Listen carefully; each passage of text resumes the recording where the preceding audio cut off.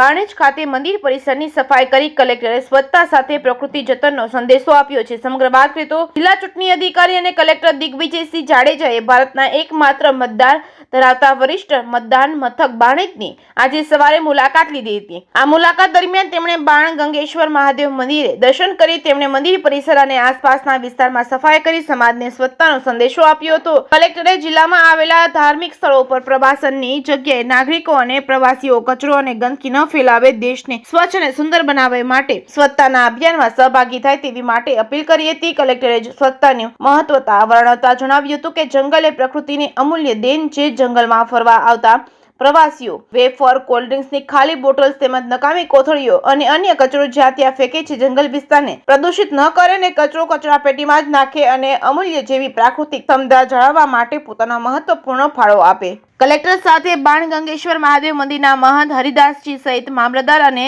અન્ય કર્મચારીઓ પણ આ નાના મહત્વપૂર્ણ સફાઈ અભિયાનમાં જોડાયા હતા। જે કે ગુજરાતી સાથે મહેશ વાજા, સોમનાથ। આજરોજ બાણેજ ખાતે જે મતદાન મથક છે એની મુલાકાત માટે આવેલ ત્યારે બાણેજ મંદિર ખાતેની વિઝિટ દરમિયાન જે લોકો અહીં આવે છે દર્શન કરવા, પિકનિક કરવા, અને એ લોકો દ્વારા જે ગંદકી અહીં ફેલાવવામાં આવે છે, પ્લાસ્ટિકની બોટલો, પ્લાસ્ટિકની ડીશો, પછી જે વેફર્સના એના જે પેકેટ્સ હોય છે એ બધું લોકો આવી અને અહીં નાખીને વયા જાય છે। એવું ધ્યાન આપો અમે આજે આ સફાઈ એટલા માટે અમે કરીને હાઈલાઇટ કરીએ છીએ કે લોકોને થોડીક જાગૃતિ આવે। આ જંગલ વિસ્તાર છે, સેન્ચ્યુરી છે, ફોરેસ્ટ તમને દર્શન કરવા માટે છૂટ આપે છે, એનો આપણે મિસયુઝ ના કરવો જોઈએ।